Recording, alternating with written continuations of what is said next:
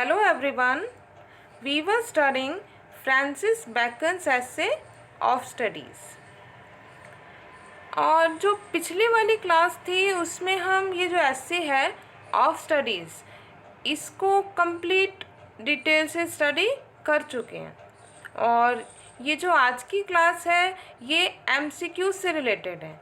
इस क्लास में हम ये जो ऐसे हैं ऑफ स्टडीज़ इससे रिलेटेड जितने भी MCQs हैं वो कंप्लीट करेंगे।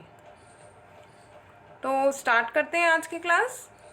Question number first, Francis Bacon was born in. Francis Bacon हैं वो कौन से ईयर में पैदा होते हैं? Options are 1661, 1561 and 1545, and the correct answer is option B, 1561. Francis bacon है, उनका जन्म 1561 में और डेट कौन सी है? 22 जनवरी। 22 जनवरी को जन्म होता है और कहाँ पे होता है? लंदन, इंग्लैंड में। लंदन, इंग्लैंड में उनका जन्म होता है। Question number second, who is known as the father of English essay. अब इनमें से कौन है जिसको फादर ऑफ इंग्लिश एसे के नाम से जाना जाता है? किसको कहा जाता है father of English essay? Options are A Charles Lamb, B Montaigne और C Francis Bacon. And the right option is Francis Bacon. Francis Bacon को फादर ऑफ इंग्लिश एसे कहा जाता है। क्यों? क्योंकि इन्होंने इंट्रोड्यूस किया था एसे को इंग्लैंड में। पहली बार इन्होंने एसे हैं उनको इंग्लैंड में इंट्रोड्यूस किया था। कौन से सन में? 1597 में। 1597 में इन्होंने फर्स्ट एसे को इंट्रोड्यूस किया इंग्लैंड में। और जो चार्ल्स लैम्ब है, चार्ल्स लैम्ब को क्या कहा जाता है? Prince of English essay. Prince of English essays. और जो मॉन्टेन है इनको क्या कहा जाता है? Father of essay. Father of essay. Charles Lamb को प्रिंस ऑफ एसे और मॉन्टेन को फादर ऑफ एसे और फ्रांसिस बैकन को the father of English essay. And next question, Bacon's essay of studies was first published in. जो ये bacon का एसे है of studies ये कौन से सन में पब्लिश होता है?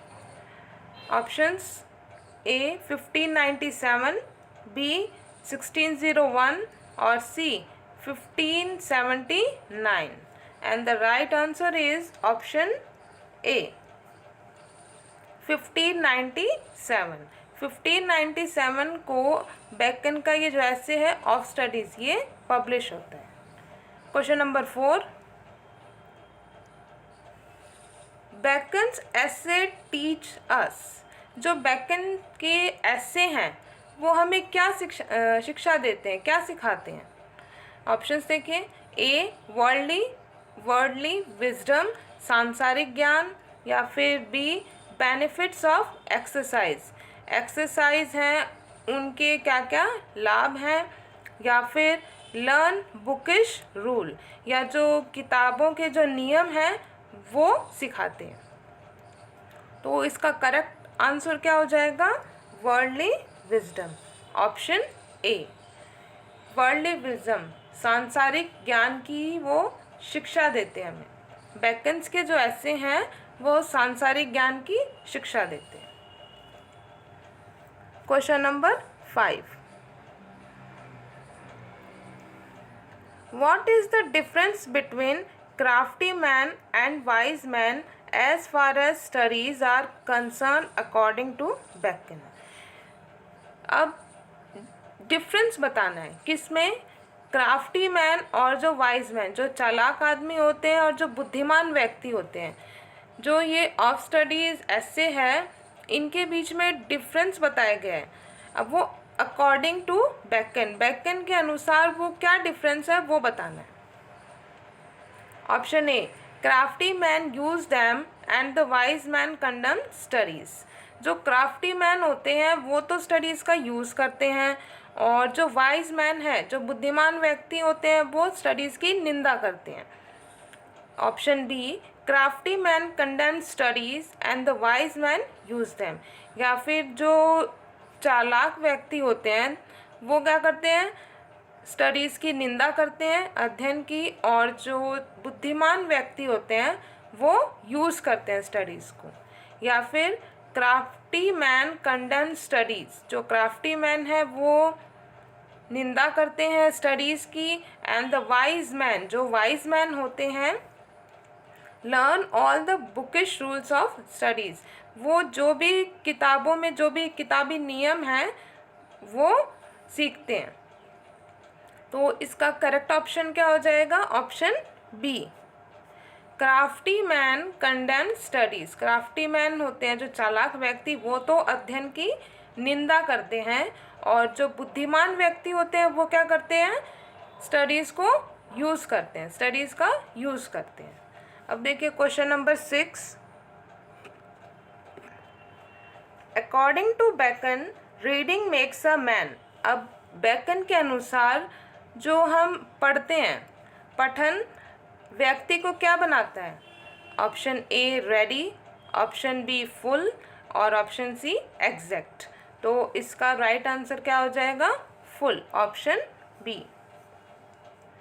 जो पठन है वो व्यक्ति को क्या बनाता है, फुल, पूर्ण, वो व्यक्ति को पूर्ण बनाता है। और व्यक्ति रेडी किससे बनता है, तत्पर, तत्पर किससे बनेगा वो, कॉन्फ्रेंस, कॉन्फ्रेंस मंत्रणा से व्यक्ति क्या बनता है, रेडी। एंड एग्जैक्ट, एग्जैक्ट किससे बनेगा, राइटिंग, एग्जैक्ट राइटिंग। एग्जैक्ट त्रुटिहीन, त्रुटिहीन, जो व्यक्ति है वो त्रुटिहीन किससे बनता है, राइटिंग से। नेक्स्ट देखिए question number 7, according to Bacon histories make a man. Bacon के अनुसार हिस्ट्रीज, जो इतिहास हैं, वो व्यक्ति को क्या बनाते हैं। Option A wise, option B subtle, and option C witty. अब राइट आंसर क्या हो जाएगा इसका, ऑप्शन ए, हिस्ट्रीज। हिस्ट्रीज व्यक्ति को क्या बनाती हैं, वाइज, इससे बुद्धिमान बनता है। और सटल, सटल किससे बनेगा, मैथ्स, मैथमेटिक्स। गणित के अध्ययन से व्यक्ति क्या बनता है, चालाक। और विटी, विटी खुशनुमा, खुशनुमा किससे, पोएम्स, जब वो पोएम्स को पढ़ता है तो उससे क्या बनता है, विटी।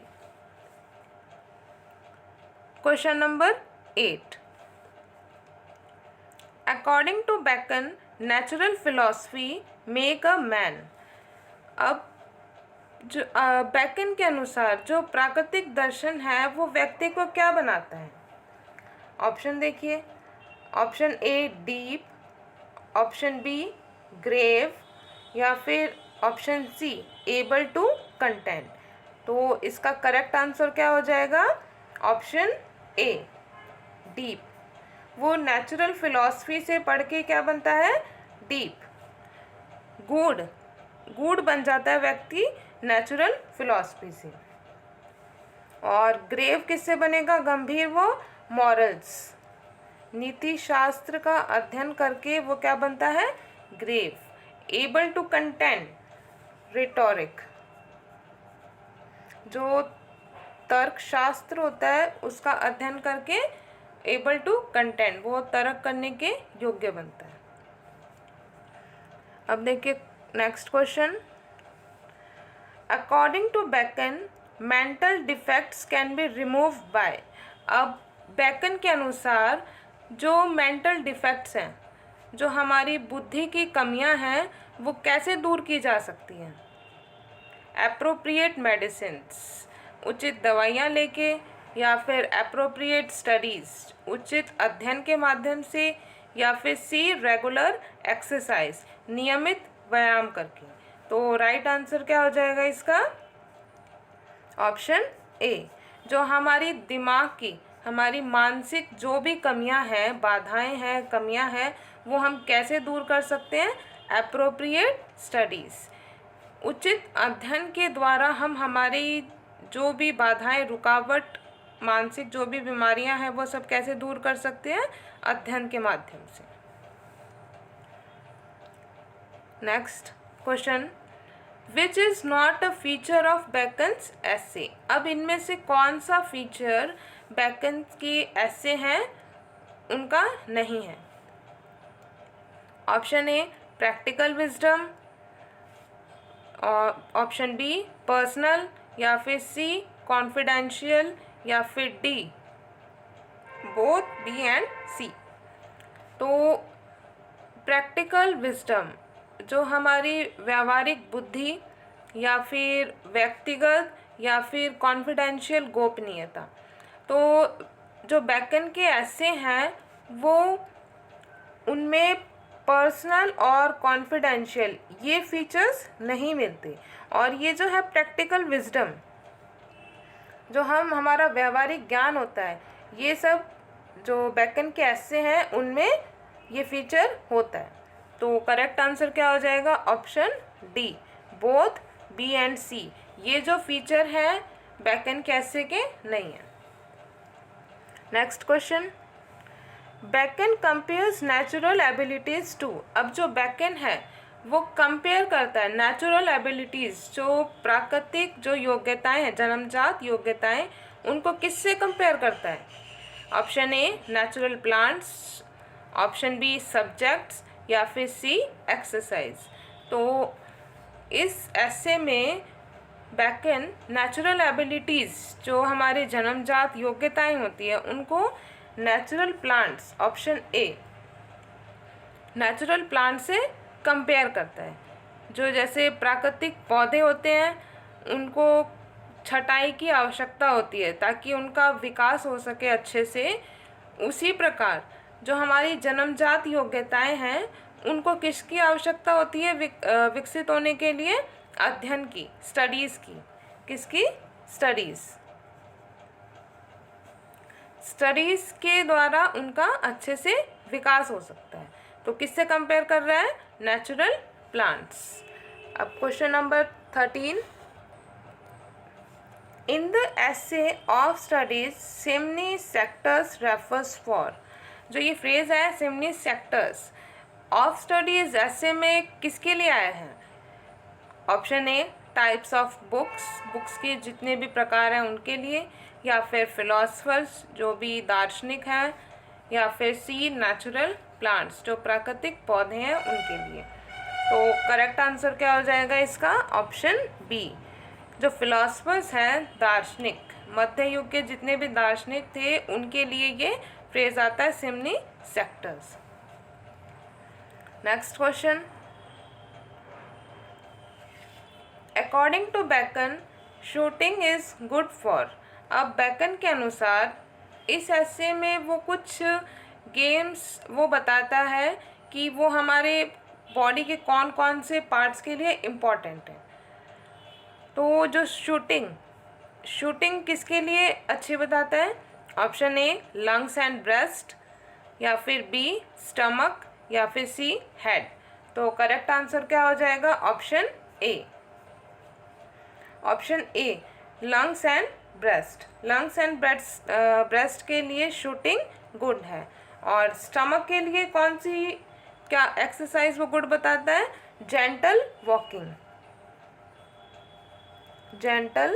वॉकिंग।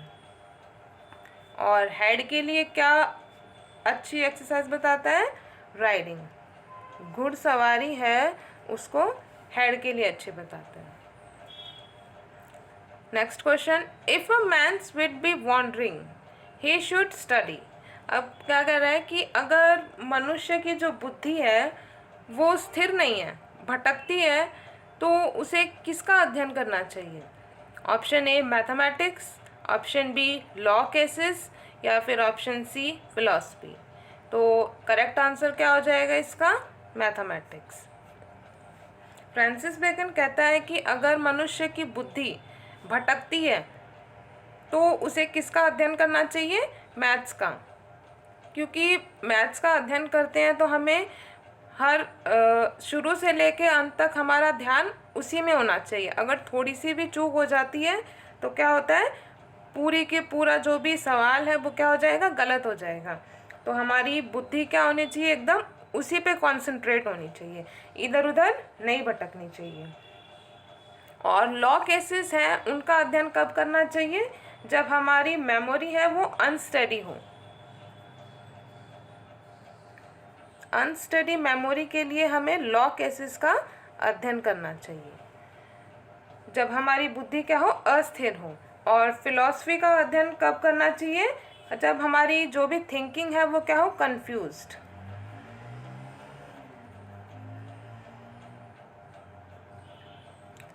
जब हम क्या हो? असमंजस में हो किसी चीज़ के लिए, तो उसके लिए हमें फिलॉसफी का अध्ययन करना चाहिए। Next, in of studies an excessive display of learning is. अब ये जो ऐसे हैं ऑफ स्टडीज, इसमें ज़्यादा दिखावा करना, बहुत ही अत्यधिक मात्रा में दिखावा करना अपने अध्ययन का, क्या कहलाएगा? एन आर्टिफिशियल अफेक्टेशन, नकली दिखावा, या फिर वर्ल्डली विजडम, या फिर सांसारिक ज्ञान होगा ये, या फिर अ साइन ऑफ नॉलेज, या फिर ज्ञान का एक साइन। तो करेक्ट आंसर क्या हो जाएगा? An artificial affectation. देखिए दिखावा मात्र है। Next, distil books are. अब ये ऑथर है वो डिस्टिल बुक्स ये फ्रेज यूज करता है किसके लिए? क्या कहता है इनको? ऑप्शन ए फ्लैशी थिंग्स, या फिर बी बेस्ट बुक्स, जो अच्छी बुक्स होती है उनको, उनके लिए, या फिर प्रेज वर्दी बुक्स, जो बुक्स तारीफ के काबिल होती है उनके लिए यूज़ करता है। तो करेक्ट आंसर क्या हो जाएगा इसका? Option A flashy thing. जो डिजिटल बुक्स होती हैं वो क्या होती हैं? बस एक फ्लैशी होता है, चमकदार। तो जैसे कोई चमकीली चीज़ हमें अट्रैक्ट करती है बल्कि उसके अंदर कोई गुण नहीं होता, उसी प्रकार डिजिटल बुक्स को भी क्या कहा गया है? फ्लैशी थिंग्स कहा गया। उनके अंदर भी ज़्यादा कुछ होता नहीं है। Next, Francis Bacon was a famous. अब जो फ्रांसिस बेकन थे वो बहुत ही मशहूर क्या थे? फिलोसफर, या स्टेट्समैन, साइंटिस्ट, या लॉयर, या ऑल ऑफ दिस। अब करेक्ट आंसर क्या हो जाएगा इसका? Option C all of these. जो फ्रांसिस बेकन थे वो दार्शनिक भी थे, राजनेता भी थे, वैज्ञानिक भी थे, और लॉयर वकील भी थे। तो करेक्ट आंसर क्या है इसका? All of these. Question number 19, match the following. अब ये लाइन यूज़ हुई है, ये जो सेक्शन है इसे मैच करना है। To spend too much time in studies, कि बहुत अधिक समय व्यतीत करना अध्ययन में, वो क्या कहलाएगा? Next, to make judgment wholly by the rules, कि जो भी निर्णय करना है वो सभी जो किताबों में रूल दिए गए हैं उनके अनुसार करना चाहिए। या फिर next, to use studies too much for ornament, जो अध्ययन है उसका बहुत अधिक प्रयोग ऑर्नामेंट, सौंदर्य के लिए, हमारे वार्तालाप का जो सौंदर्य बढ़ाने के लिए, उसके लिए करना चाहिए। तो अफेक्टेशन दिखावा, स्लोथ आलसी, ह्यूमर एक सनकीपन। तो मैच करना है इसको। To spend too much time in studies, वो क्या होगा? स्लोथ, वो आलस लाता है, आलसी बनाता है हमें। तो पी का second. Next, to make judgment wholly by the rules, सभी जो भी नियम निर्णय करते हैं हम, वो किताबी जो नियम होते हैं उसके अनुसार करना क्या कहलाएगा? Third, humour. To use studies too much for ornament, कि स्टडीज का बहुत अधिक प्रयोग करना, ऑर्नामेंट इस क्या कहलाएगा? अफेक्टेशन। तो करेक्ट आंसर क्या हो जाएगा इसका? पी का सेकंड, ये देखिए पी सेकंड, क्यू का थर्ड और आर का फर्स्ट। तो किससे मैच हो रहा है ये? पी का सेकंड। पी सेकंड इनमें किसी में से नहीं है, तो राइट आंसर क्या हो जाएगा इसका? A. Next, the chief use of studies. अब जो मुख्य जो भी प्रयोग है स्टडीज का वो क्या होगा? For delight, option A, for delight is in privateness and retirement, कि आनंद के लिए इसका प्रयोग इसके एकांत में और दूर होने में, जब हम किसी से अलग होते हैं और एकांत में होते हैं तब इसका यूज़ होगा। या फिर फॉर ऑर्नामेंट, ऑर्नामेंट के लिए इज़ इन कन्वर्सेशन, हमारे वार्तालाप में। और ऑप्शन सी, फॉर एबिलिटी, योग्यता के लिए इज़ इन जजमेंट, हमारे निर्णय में। And disposition of business, business का प्रबंध में। या फिर डी, ऑल ऑफ दीज, या फिर सभी के सभी। तो करेक्ट आंसर क्या हो जाएगा इसका? All of these. इन सभी में स्टडीज़ का यूज़ करते हैं हम। Question number next 21, Francis Bacon's first political memorandum is. अब जो फ्रांसिस बेकन का फर्स्ट पॉलिटिकल मेमोरेंडम, ज्ञापन, राजनीतिक ज्ञापन कौन सा है इनमें से? First, option A, a letter of advice to Queen Elizabeth, या फिर the wisdom of the ancients, या फिर द एडवांसमेंट ऑफ लर्निंग। तो first political memorandum Francis Bacon का कौन सा है? A letter of advice to Queen Elizabeth. और ये कब पब्लिश होता है? 1584 में। और ये जो the wisdom of the ancient, ये कब पब्लिश होता है? 1609 में। और द एडवांसमेंट ऑफ लर्निंग ये आता है 1605। तो इसका करेक्ट आंसर क्या हो जाएगा? Option A. Next question, Francis Bacon became Viscount of Saint Albans in. अब जो फ्रांसिस बेकन थे वो विस्काउंट ऑफ एल्बन्स, एल्बन्स ये सिटी है इंग्लैंड में। अब वहाँ के अधिकारी कब बनते हैं, कौन से ईयर में बनते हैं?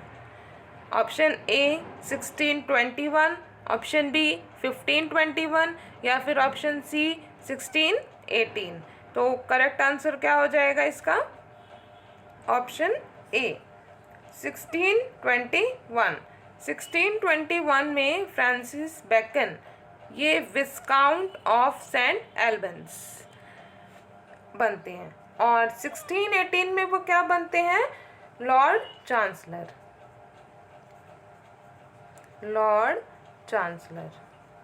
ये उस टाइम का बहुत ही उच्च पदों में से था, सबसे हाईएस्ट जो पद होते थे, पोस्ट, उन वो बनते हैं लॉर्ड चांसलर 1618 में। और विस्काउंट अधिकारी सेंट एल्बन्स के कब बनते हैं? 1621 में। Next question, Bacon left Gray's Inn to work under. अब जो फ्रांसिस बेकन थे उन्होंने ग्रेज इन, इसमें ये एज अ लॉयर स्टूडेंट इन्होंने एडमिशन लिया था लॉयर बनने के लिए। तो वहाँ पे ये ग्रेज इन को बीच में ही छोड़ देते हैं। किसके अंडर में काम करने के लिए? ऑप्शन ए सर एमियास पॉलेट, या फिर बी मैथ्यू एर्नोल्ड, या फिर अब्राहम काउले। तो करेक्ट आंसर क्या हो जाएगा इसका? Option A Sir Amias पॉलेट।